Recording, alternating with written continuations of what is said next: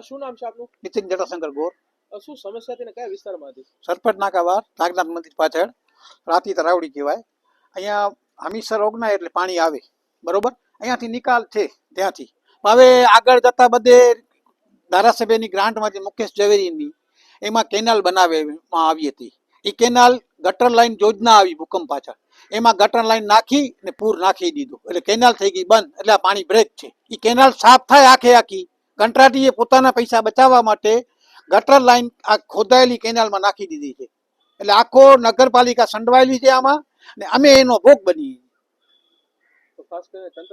તંત્ર દ્વારા તો અમે તંત્રને હજારો વાર જાણ કરી છે. તંત્ર જાણે છે, મત લેવા આવે ત્યારે કે મત આપજો, અમે તો મત આપીએ છીએ, પણ છતાંય આમાં અમને કોઈ ધ્યાન દેતો નથી. ઘરોમાં પાણી ભરાઈ ગયા છે ને કેટલી સમસ્યા છે? બધાના ઘરોમાં પાણી છે. કોઈ પોતપોતાના બિચારા સગા સંબંધીઓના ઘરે કે જે પૈસા વાળા હોય તો ક્યાં હોટલોમાં જઈ કોઈ શકે નહીં, ત્યાં રોજ કમાઈને રોજ ખાવા વાળા માણસો છે. એટલે નગરપાલિકા કોઈ અમારું ધ્યાન લેતી નથી ને કલેક્ટર સાહેબ પણ એવું ક્યારે ધ્યાન લીધું નથી.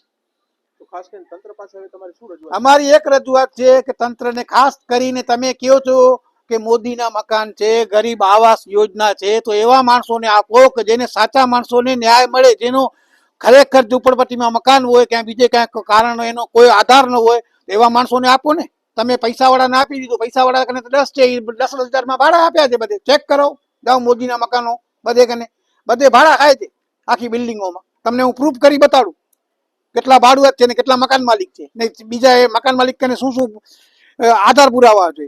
એ બધે પૈસાવાળી પાર્ટીઓને મકાન મળેલા છે, સાચા ગરીબોને નથી મળતા, એ નહીં મળે. ખાસ કરીને આજે પાણી ભરાય છે, કયા વિસ્તારમાં છે, ક્યાંનું પાણી છે? આ હમીસર છલકાય ને પછી વધારાનું પાણી છે અહીંયા આવે, અહીંથી રુદ્રમાતા, સંજોગનગર, આશાપુરા નગર, ગાંધીનગરી, અહીંયાથી નીકળીને આગળ જાય રુદ્રમાતા ડેમમાં. એ બધું કેનાલ વેણ છે એ બંધ છે ટોટલી.